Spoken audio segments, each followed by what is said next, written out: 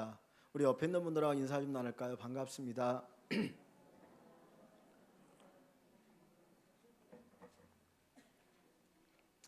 반갑습니다만 하지 마시고 은혜도 받으십시오.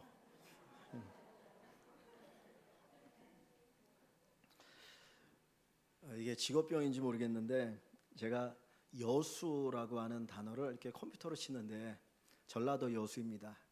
근데 이게 여수가 써지는 게 아니고 예수가 쳐져요.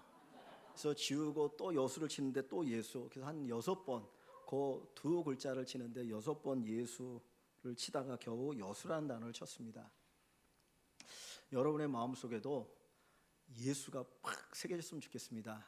지워지지 않는 그 예수 이름이 여러분 마음속에 새겨져서 그 예수께서 여러분들을 이끌어 가시는 귀한 은혜가 있기를 소원합니다. 여러분 여수하면 뭐가 생각납니까? 우리 최희철 집사님 고향이 여수라는데 또 우리 김규선 권사님 집이 또 여수고, 여수하면 밤바다가 생각나죠. 밤바다. 그 밤에 이렇게 불빛, 그리고 바다에 비친 그 불빛이 참 멋있어서 많은 사람들이, 특히 젊은이들이 여수의 밤바다 구경을 갑니다. 또 여수하면 오동도가 생각나기도 하고요. 그래서 봄에 그 꽃을 보기 위해서 많은 분들이 갑니다.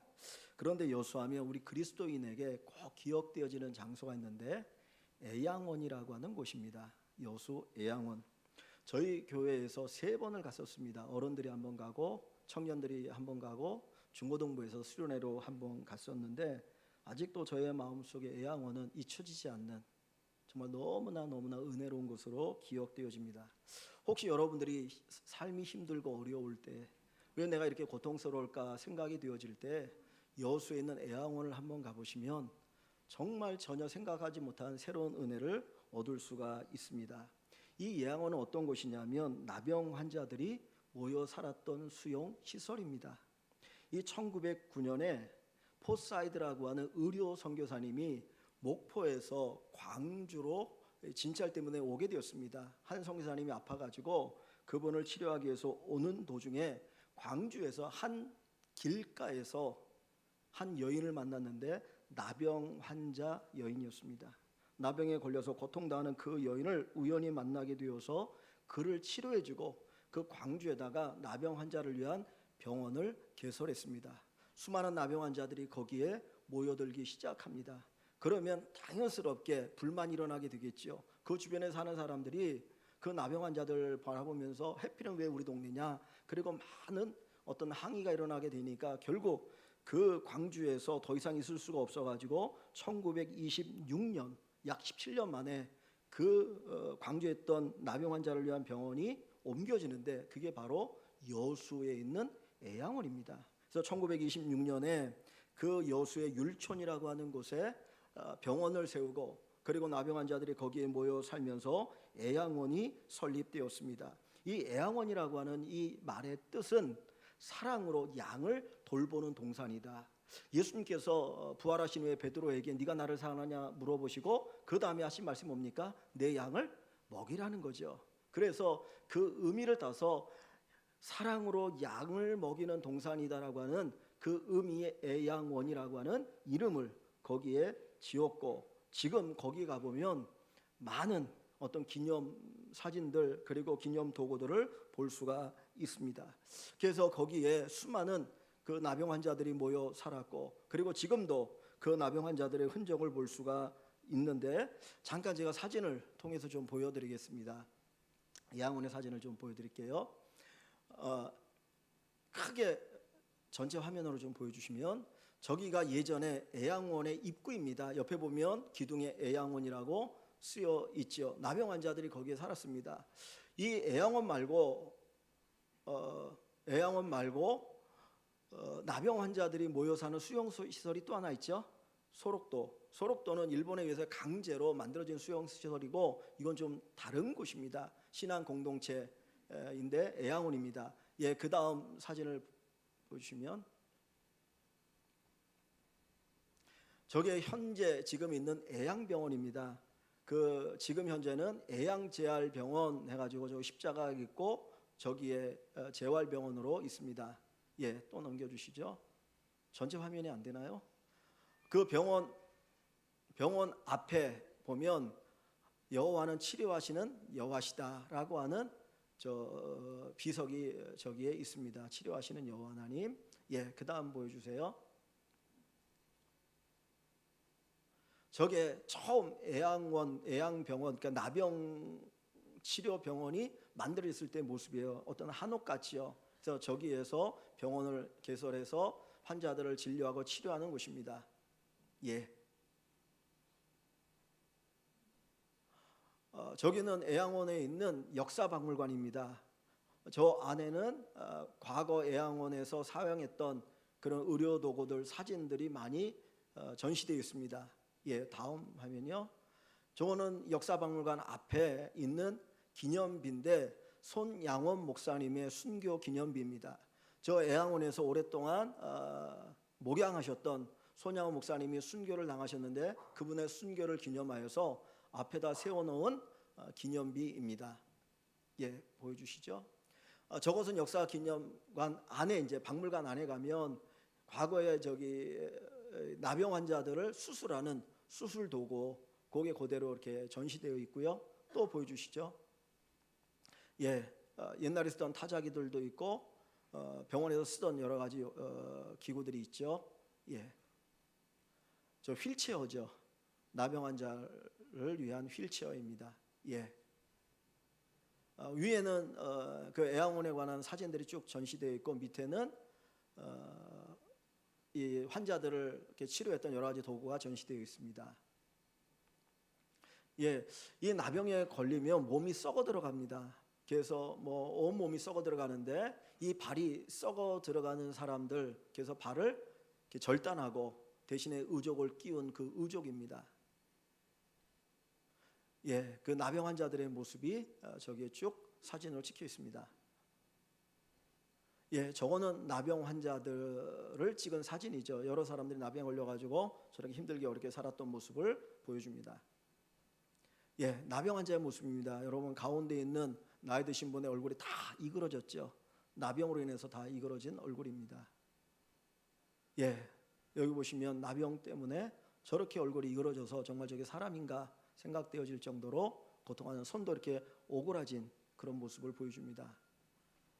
예, 저 나병 환자의 또 다른 사진입니다. 손가락이 다 이렇게 오그라진 나병 환자의 모습입니다. 예, 나병 환자 여러 사람의 사진이 저 기록되어 있습니다. 예, 보시면 이게 애양원에 여러분들이 가보시면 보실 수 있는 것들입니다. 혹시 여러분들이 나중에 기회가 되시면 한번 꼭 가서 보시면 나병으로 얼마나 고통당했던 사람들이 거기 있었구나 하는 것을 알 수 있고 하나님의 사랑도 또한 알 수 있습니다. 그런데 오늘 사진에는 없지만은 저 역사박물관 옆에 보면 실로암 선교회라고 하는 건물이 하나 있습니다. 여기는 나병 환자가 나병 때문에 시력을 잃고 맹인이 되어진 분들이 모여 살았던 곳이에요. 그러니까 그들은 앞을 볼 수가 없으니까 성경을 읽을 수 없어요. 성경을 읽고 싶은데 읽을 수 없으니까 그들은 어떻게 했냐면 성경을 듣고 애웠습니다. 그래서 성경을 암송합니다. 그래서 성경을 많이 암송한 사람은 신약 성경을 전체 암송하기도 했다고 합니다. 그 사람들이 거기에 모여 살면서 성경을 암송하고 하나님 찬양하고 하다가 어떤 교회들에게 초청이 오면 그 교회에 가서 성경 암송하는 것들을 보여드리고 찬양을 이렇게 부르면서 정말 이런 주인된 우리도 사랑하시는 하나님에 대해서 그 은혜를 이야기하고 성도들에게 은혜롭게 하는 그런 역할을 감당했던 것들이 저 나병 환자들 가운데 그 실로암 선교단이라고 하는 분들의 모습입니다. 그런데 저 애양원 그 뒤쪽으로 가면 애양원에서 오랫동안 목회를 하였던 손양원 목사님의 순교 기념관이 있습니다. 이 손양원 목사님은 원래 손연준인데 이름이 이 애양원에서 목회를 하면서 자기 이름을 개명을 했어요. 왜냐하면 애양원 해가지고 그 양자 원자를 따서 자기 이름을 손연준에서 손양원이라고 바꿀 정도로 정말 그 나병 환자들을 사랑하면서 거기서 주님의 사랑을 실천하고 목양을 합니다. 한번 좀 사진을 볼게요. 거기 뒤에 가보시면은 애양원 뒤에 가보면 손양원 목사님의 순교 기념관이 있는데 아까 그 뒤에 사진, 예, 저게 순교 기념관입니다. 손양원 목사님에 대한 순교 기념관인데 저 위에 보면 그 문 위에 죽도록 충성하라 하는 성경 구절이 기록되어 있습니다. 예, 그 다음이요.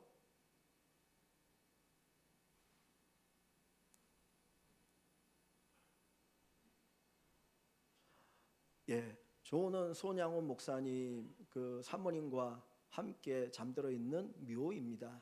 그래서 손양원 목사님과 사모님이 함께 잠들어 있는 묘고요. 예, 그 다음 사진도 보여주시죠. 그거는 손양원 목사님의 묘 아래 두 아들의 묘가 있습니다.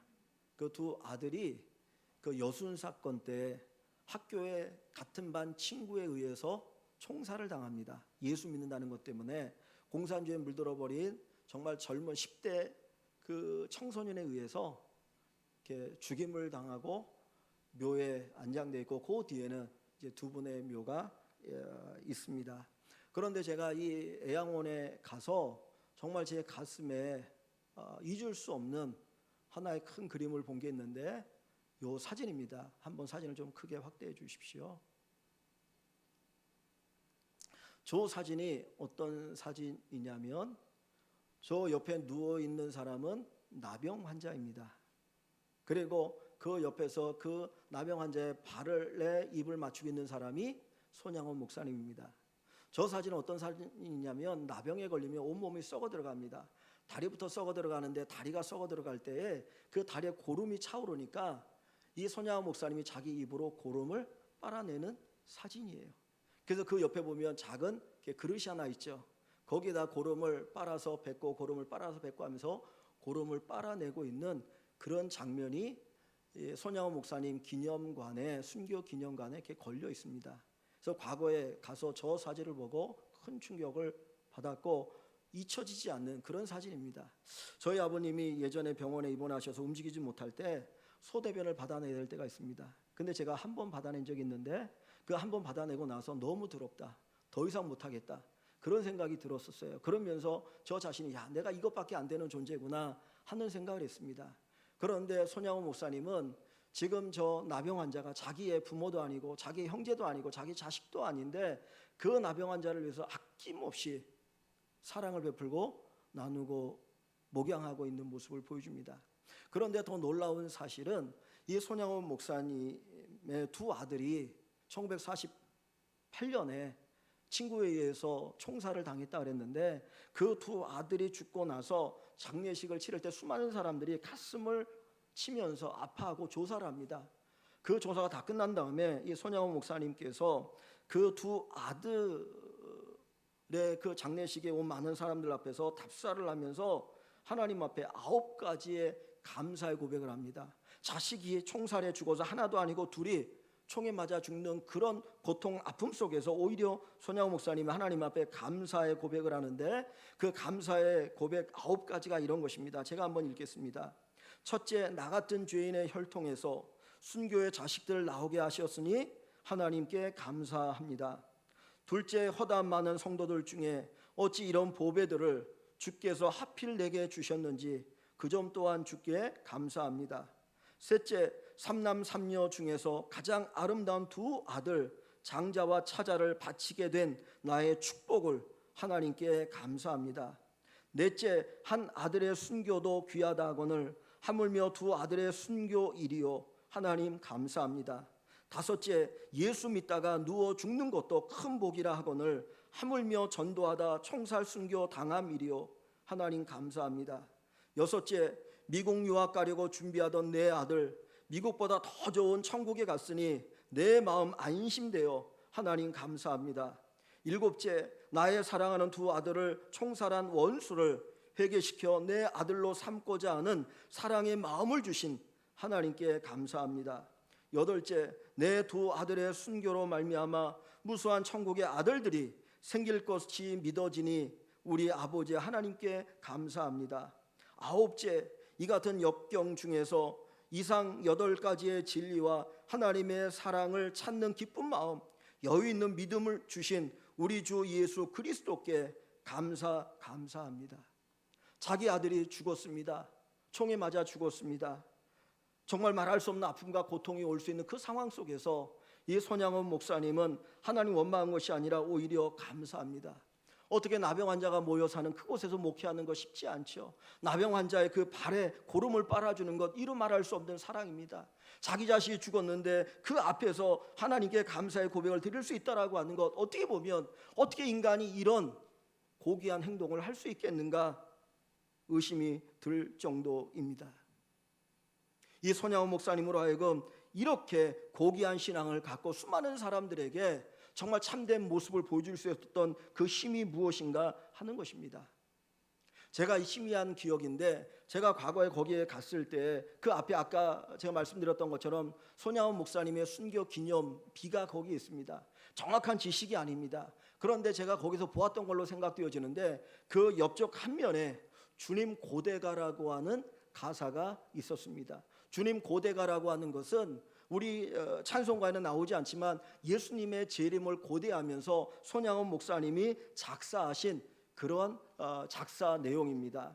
주님께서 이 땅에 다시 오시기를 간절히 소망하는 가운데 그가 주님 고대가를 작사했습니다. 예수님께서는 승천하실 때 내가 너희가 본 그대로 다시 올 것이다, 내가 너희가 본 그대로 다시 오실 것이다 라고 말씀하셨습니다. 오늘 본문 속에서도 주님께서 이렇게 말씀하죠. 내가 진실로 속히 오리라, 내가 진실로 속히 오리라. 그때 이 사도 요한은 그 주님의 음성을 듣고 아멘 주 예수여 오시옵소서, 아멘 주 예수여 오시옵소서, 다시 재림하여 주시옵소서, 다시 이 땅에 오시옵소서. 이것이 바로 재림신앙입니다. 이 손양원 목사님은 이 재림신앙을 가지고 그가 이 믿음으로 살았다라고 하는 것입니다. 주님 고대가의 그 내용은 이런 내용입니다. 낮에나 밤에나 눈물 머금고 내 주님 오시기만 고대합니다. 가실 때 다시 오마 하신 예수님, 오 주여 언제나 오시렵니까? 고적하고 쓸쓸한 빈 들판에서 희미한 등불만 밝히어 놓고 오실 줄만 고대하고 기다리오니 오 주여 언제나 오시렵니까? 먼 하늘 이상한 구름만 떠도 행여나 내 주님 오시는가 해 머리 들고 멀리 멀리 바라보는 마음, 오 주여 언제나 오시렵니까? 내 주님 자비한 손을 붙잡고 면류관 벗어들고 찬송 부르면 주님 계신 그곳에 가고 싶어요. 오 주여 언제나 오시렵니까? 신부되는 교회가 흰옷을 입고 기름 준비해 놓고 기다리오니 도적같이 오심하고 하신 예수님, 오 주여 언제나 오시렵니까? 천년을 하루같이 기다린 주님, 내 영혼 당하는 거 볼 수 없어서 이 시간도 기다리고 계신 내 주님, 오 주여 이 시간에 오시옵소서. 이것이 손양원 목사님의 믿음이었고 신앙이었습니다. 예수님께서 2000년 전에 이 땅에 오실 때는 우리의 죄를 용서하기 위해서, 우리를 위해서 십자가에 달려 죽으시기 위해서 이 땅에 오셨습니다. 그런데 다시 오시는 그 예수님은 우리에게 주신 그 구원을 완성시키기 위해서, 우리를 영원한 천국에 들어가게 하시도록 하기 위해서 주님은 이 땅에 다시 오신다라고 약속하십니다. 그래서 이 요한계시록 19장 우리가 앞부분에 보면 19장에도 보면 예수님께서 마치 신랑으로 우리를 찾아오시고 우리가 신부로 예수님을 맞이하게 되어질 것이다라고 말씀하고 계셔요. 신랑과 신부는 최고로 가까운 존재죠. 언젠가 다시 만나야 될 그 신랑의 모습으로 주님이 이 땅에 오신다라고 말씀하고 있습니다. 이 손양원 목사님이 정말 이렇게 아름다운 신앙의 모습으로 사람들이 알 수 없는 그 사랑의 그 삶을 살아갈 수 있었던 것은 그분에게 재림신앙이 있었기 때문입니다. 주 예수여 오시옵소서. 여러분에게 재림신앙이 있습니까? 한국교회가 잃어버린 최고의 너무나 귀하고 소중한 신앙은 재림신앙입니다. 사실 우리가 이 땅에 살아가면서 한 번도 내가 죽는다는 사실 자체조차 생각하지 않고 살아가는 사람이 많이 있습니다. 언젠가 우리가 죽는다는 이 사실조차 생각하기 싫어하고 마치 내가 여기서 영원히 사는 것처럼 살아가는 사람들이 얼마나 많이 있습니까?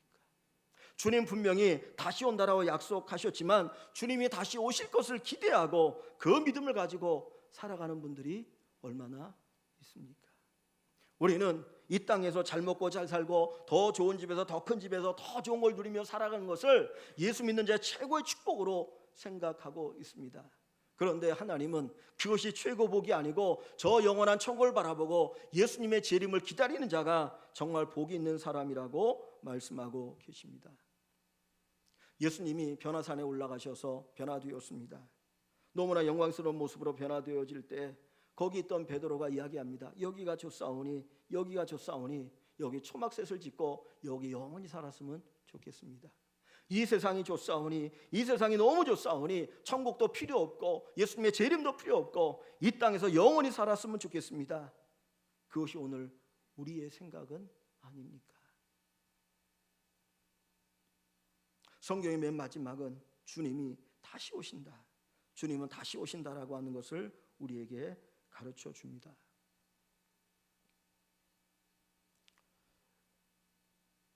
남녀가 연애를 하다가 남자가 군대를 가면 종종 여자들이 고무신을 꺾어 신는다는 얘기를 하죠. 근데 요즘은 군대 간 남자들도 고무신을 꺾어 신는다고 해요. 참 세상이 많이 바뀌었습니다. 근데 왜 어느 순간에 그렇게 잃어버리게 되어집니까? 내가 사랑하는 남자가 군대 갔어요.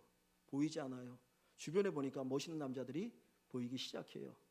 그러면 꺾어 신게 되어지는 거죠.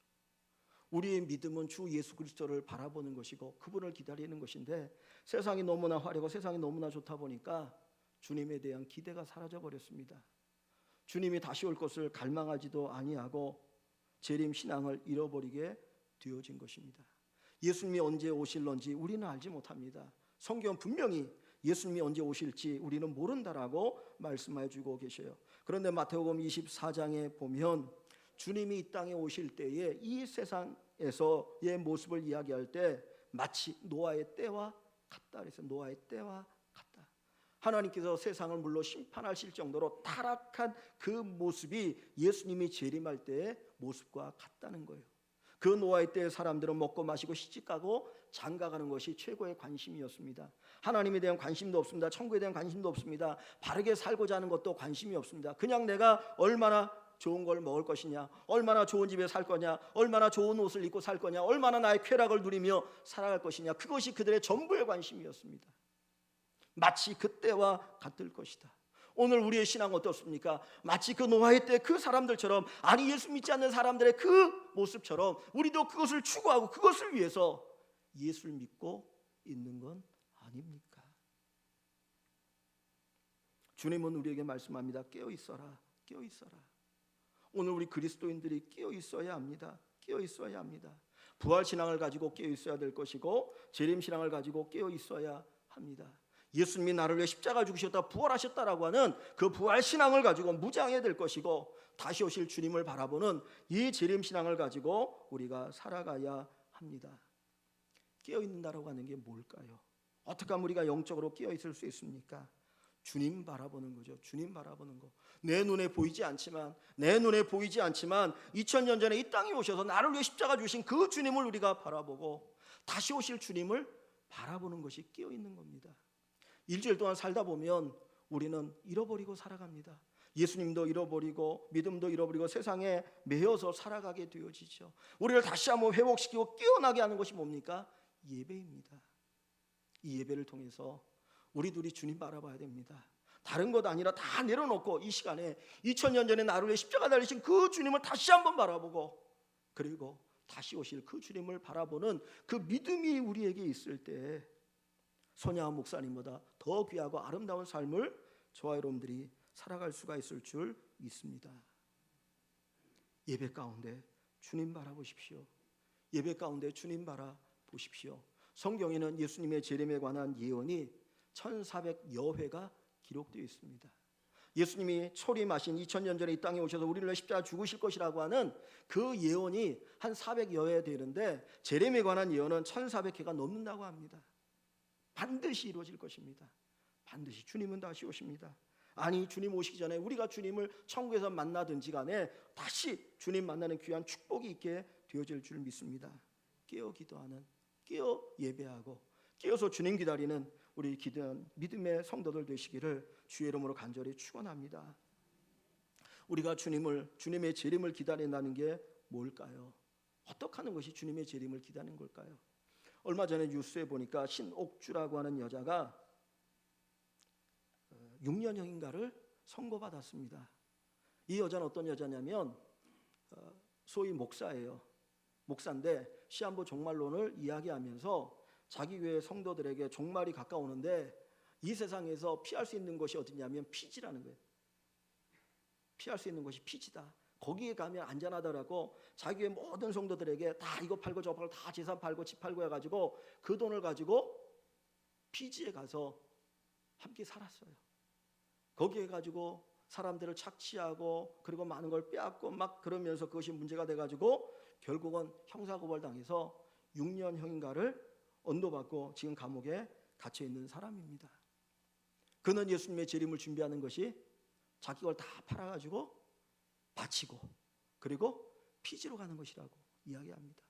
과거에도 시한부 종말을 얘기했던 사람들, 이장님 그리고 등등 여러 가지 수많은 사람들이 예수님이 재림할 거니까 재림을 준비해라, 너 이거 다 팔아가지고 가져와라, 그렇게 얘기해서 수많은 사람들이 가정이 깨어지고 삶이 파탄나게 되어지고 어마어마하게 돈을 갈취당하는 많은 일이 있었어요. 이것이 예수님의 재림을 준비하는 게 아닙니다. 예수님의 재림을 준비한다는 게 뭘까요? 자, 성경 말씀 한 구절 봅니다. 요한계시록 19장 7절과 8절입니다.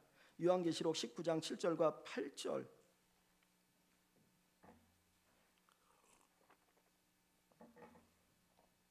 (418쪽입니다) 한 몇 페이지 앞으로 오시면 요한계시록 19장 7절과 8절입니다. 제가 한번 읽을게요. 우리가 즐거워 크게 기뻐하며 그에게 영광을 돌리세. 하나님께, 예수님에게 영광을 돌리라는 거예요. 어린 양의 혼인잔치, 어린 양은 예수님을 이렇게 표현하는 단어입니다. 왜냐하면 우리를 위해 십자가 달려 죽으셨기 때문에 어린 양으로 표현했습니다. 어린 양의 혼인 기약이 이르렀고 혼인의 때가 이르렀고 그의 아내가 자신을 위하여 준비되었다. 요걸 예수님의 재림으로 표현한 거예요. 예수님이 이 세상에 재림하실 때 그 모습을 예수님과 성도들이 마치 결혼하는 것과 같은 것으로 표현하고 있는 겁니다. 가장 행복한 거죠. 그러면 결혼하고 나면 어디로 들어갈까요? 신랑과 신부가 결혼하면 어디로 갑니까? 자기 집으로 가겠죠, 그죠? 영원히 두 사람이 함께 살 자기 집으로 가잖아요. 그게 천국인 거예요. 자, 결혼을 하게 되어지는데, 재림하게 되어지면 우리 성도들이 재림하신 주님을 만나게 되는데 그 신비의 모습을 얘기합니다. 안에 8절을 봅니다. 8절에 그에게 빛나고 깨끗한 세마포 옷을 입도록 허락하셨으니, 여기 세마포 옷은 뭐냐면 그냥 오늘날로 얘기하면 드레스예요. 드레스. 결혼할 때 입는 드레스와 같은 거예요. 그죠? 신부들이 결혼할 때 최고의 드레스를 입죠. 드레스를 입는데 그 세마포, 그 드레스는 성도들의 옳은 행실이라. 그 드레스가 뭐냐면 성도들이 이 세상을 살아갈 때에 행했던 그 옳은 행실, 선하고 착하고 사랑하는 그 삶이 그들의 드레스가 되어서 그 옷을 입고 주님을 만난다는 거예요. 그 언젠가 뉴스를 보니까 그런 얘기가 있더라고요. 여름이 되어지면 여자분들이 다이어트를 하고 몸매를 가꾼다고 합니다. 근데 그 이유 가운데 하나가 뭐냐면 해수욕장 가서 비키니 수영복을 입기 위해서, 해수욕장에 며칠 가서 비키니 수영복을 입고 자기 몸매를 뽐내기 위해서 나름대로 열심히 가꾼다 그래요. 뭐 그런 분들이 더러 있다는 얘기죠. 근데 그뿐만 아니라 결혼을 하게 되어지면 결혼 날짜를 딱 받고 나면 신랑과 신부가 그때부터 또 열심히 가꾸죠. 마사지도 받고 몸매도 관리하고 정말 얼마나 아름다운 드레스를 또 찾을 수 있는가 이것저것 살펴보면서 준비를 합니다. 예수님의 재림을 준비한다는 것은 마치 우리를 아름답게 꾸미는 것과 같다라는 거예요. 그 아름답게 꾸미는 것을 오늘 성경은 뭐라고 말합니까? 세마포 옷이라는 표현을 썼고, 그 세마포 옷, 그 우리 성도들, 예수님을 맞이할 성도들의 아름다운 드레스는 성도들의 옳은 행실이다. 옳은 행실이라는 거예요. 우리가 이 세상에 살아갈 때 행했던 그 착하고 모든 것들이 결국은 주님 보실 때에 우리의 아름다운 옷으로 표현되어지고 우리의 아름다움으로 표현되어지는 것입니다. 많은 분들이 예수 믿으면 구원받는데, 예수 믿으면 구원받는데 착한 행실이고 뭐가 필요하냐 그렇게 생각하는 분들이 있어요. 그런데 주님께서는 우리를 구원하시고 우리가 이 아름다운 신부로 준비되어지기를 원하고 계셔요. 이 재림에 관한 이야기를 할 때 마태복음 25장에 보면 예수님께서 세상을 심판하는 내용이 나옵니다. 한쪽에는 양들을 모아놓고 한쪽에는 염소들을 모아놓고 심판하는 비유를 하셔요. 한쪽에 있는 사람에게 내가 병들었을 때, 내가 굶주렸을 때, 내가 배고플 때, 내가 헐벗었을 때, 내가 옷이 없을 때 너희가 나를 돌아보았다라고 칭찬하십니다. 한쪽에는 내가 그렇게 고통당할 때 너희는 나를 돌아보지 않았다라고 책망하셔요. 그랬더니 똑같이 그들이 언제 예수님이 병들었고 언제 예수님이 헐벗었고 언제 예수님이 굶주렸습니까? 라고 질문을 던져요. 그때 주님 하신 말씀이 작은 자 하나에게 하지 않은 것이 내게 하지 않은 것이고 작은 자 하나에게 행한 것이 곧 내게 행한 것이라고 말씀을 하십니다. 즉 그 이야기는 우리가 이 땅에 살아갈 때 사랑의 삶을 사는 것이 주님께 행하는 것이고 그것이 바로 우리가 재림을 준비하는 신앙의 모습이라는 거예요. 여러분들은 얼마나 아름다운 드레스를 준비하고 계십니까? 만약에 지금 이 순간에 예수님이 재림하신다면 내가 입게 되어질 드레스는 얼마나 아름답습니까?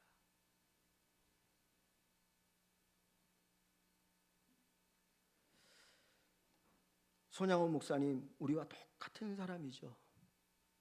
좋은 건 좋은 거고 싫은 건 싫은 거 아니겠습니까? 그런데 우리와 대비되어지는 삶을 살아갈 수 있었던 것이 무엇이냐? 바로 재림신앙 때문입니다. 내가 주님 만날 때 정말 아름다운 신부로 준비되어지길 원하는 그 마음이 바로 재림신앙의 모습입니다. 어떤 분들은 예수님의 재림을 준비한다는 것이 아무것도 하지 않는 것으로 생각하는데 그렇지가 않아요.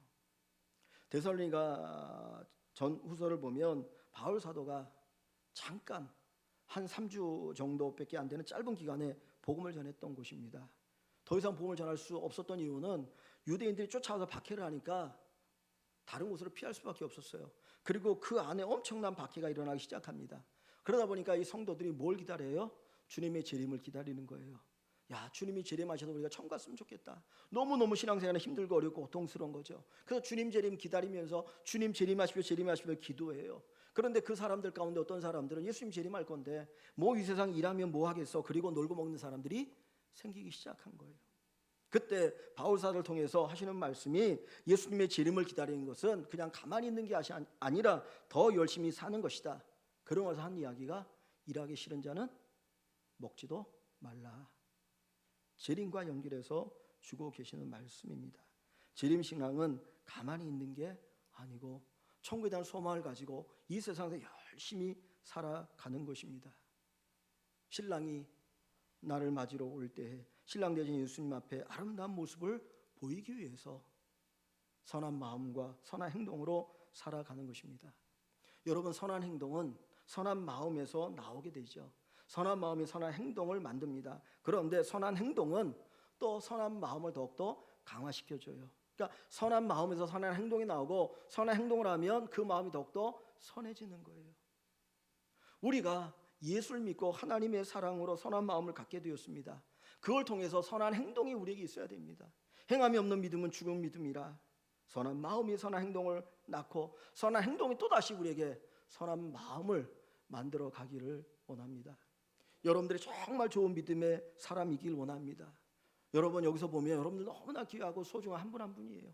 그러나 목사만이 여러분을 인정하는 것이 아니라 여러분이 살아가는 삶의 현장에 있는 또 다른 분들이 여러분을 보면서 정말 선한 분들이라, 정말 선한 분이라, 야, 진짜 저분은 예수 믿는 사람이야, 저분은 정말 예수님이 오시기를 기다리는 사람이야, 그렇게 인정받을 수 있는 그런 우리 모든 성도들이 되시기를 주님의 이름으로 축원합니다. 우리가 재림신앙을 회복했으면 좋겠습니다. 예수님 다시 오시옵소서. 주여 오시옵소서. 우리가 예배를 통해서 우리의 초점이 주님께 맞춰져서 2000년 전에 이 땅에 오신 그 예수님만이 아니라 다시 오실 예수님을 바라보는 그 믿음을 가지고 하나님께 받은 그 사랑을 가지고 마음껏 사랑을 실천하며 사랑을 나누는 우리 마라나타의 신앙, 예수여 오시옵소서, 이 고백이 가득한 우리 모든 일광의 식구들 되시기를 주의 이름으로 간절히 축원합니다. 우리 잠시 기도합니다. 주여 오시옵소서. 주여 오시옵소서. 이 세상이 전부이면 우리는 악착같이 나를 위해 살아야 합니다. 더 많은 것을 누려야 되겠고, 더 많은 것을 소유해야 되겠고, 더 많은 쾌락을 가져야 되겠고, 내 자식만, 내 것만 챙겨야 되는 것이 이 세상의 전부인 사람들의 삶입니다. 그런데 우리는 그런 사람이 아니죠. 영원한 천국을 바라보는 사람, 주님의 재림을 기다리는 사람입니다. 예수님의 사랑을 입은 사랑입니다. 2000년 전에 그 예수님이 이 땅에 오셔서 나를 위해서 십자가 달려 아낌없이 피 피를 쏟으시고 몸을 찢으셔서 내 죄를 사실 뿐만 아니라 내가 너를 이렇게 사랑해, 내가 너를 이렇게 사랑해, 사랑을 보여주셨고 사랑을 우리에게 흘려주셨고 우리를 사랑하셨습니다. 이제 그 예수님이 다시 오신다라고 말씀합니다. 우리의 완전한 구원을 이루어서 저 영원한 천국에서 함께 영원히 살기 위하여서 주님이 오실 것입니다. 예수여 오시옵소서. 주님 오시옵소서. 우리의 눈이 이 세상만 보지 말게 하시고 천국을 보게 하시고 우리의 눈이 열려서 예수를 보게 하옵소서. 십자가 예수, 부활하신 예수, 다시 오실 예수를 바라보고 믿음으로 살아가는 우리가 되게 하여 주옵소서. 우리 이 시간 말씀 생각하면서 함께 같이 기도합니다. 살아계신 하나님, 살아계신 하나님, 오늘도 우리를 사랑하여 주시고 우리를 불러주시고 하나님 앞에 머리를 숙여 예배하며 주님을 찬양하며 경배하게 하시니 감사합니다. 우리가 죄인인데 나를 위해 죽으실 뿐만 아니라 우리를 영원한 천국으로 들이시고 주님과 함께 영원히 살게 하시게 하여 다시 오신다라고 말씀하셨고 오실 그날을 기대합니다. 우리에게 재림신앙으로 무장하게 없어서 부활신앙뿐만 아니라 재림신앙으로 무장하는 우리가 되게 하여 주시옵소서. 주 예수의 오시옵소서. 주 예수의 오시옵소서. 주 예수의 오소서. 정말 아름다운 신부로 준비되어지는 우리의 마음이 아름답고 귀한 사랑의 마음 믿음을 가지고 사랑의 삶을 살아갈 수 있는 우리 모두가 되어지도록 주님 인도하여 주시옵소서. 하나님 아버지 축복하시고 인도하여 주시옵소서. 오 주님 기대합니다. 도와주시옵소서. 예수님 이름으로 기대합나이다. 아멘.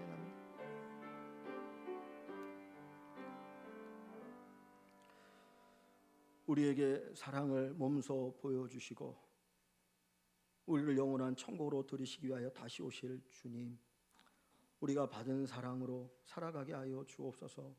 우리가 예수를 믿는다고 하는 것이 무엇인지, 예수님의 아름다운 신부로 준비되어지는 것이 무엇인지를 오늘 말씀을 통하여 다시 한번 깊이 되새기게 하여 주시고 정말 주님이 인정하시고 기뻐하시는 아름다운 신부의 모습을 갖추고 주님 만나는 저희들이 되게 하여 주시옵소서.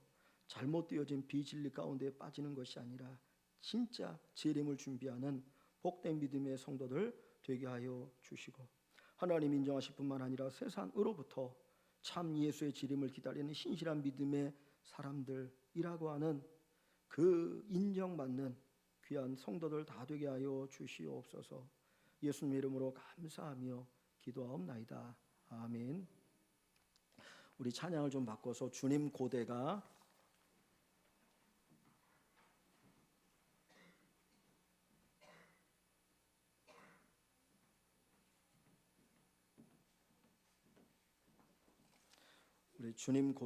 라고 하는 찬양을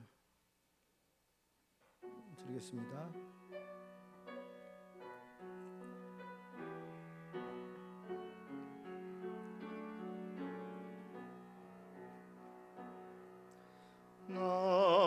낮에나 밤에나 눈물 머금고 내 주님 오시기만 고대합니다. 가실 때 다시 오마 하신 예수님, 오 주여 언제나 오시렵니까?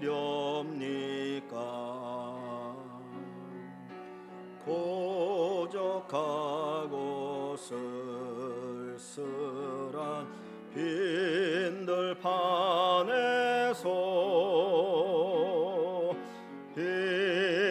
희미한 등불만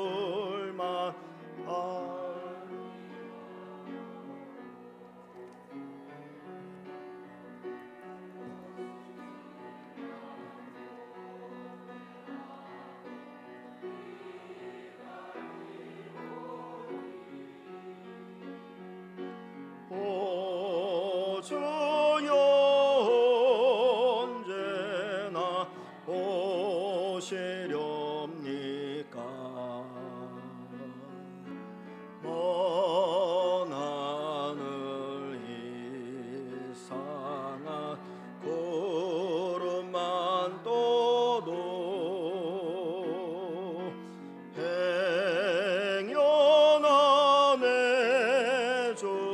주님 오시는가 해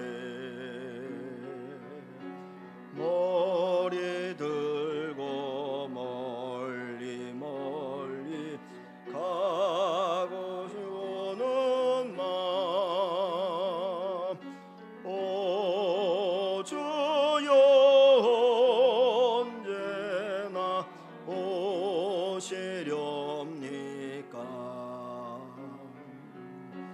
내 주님 자비한 손을 붙잡고 멸류관 벗어 들고 찬송 부르며 주님 계신 그곳에 가고 싶어요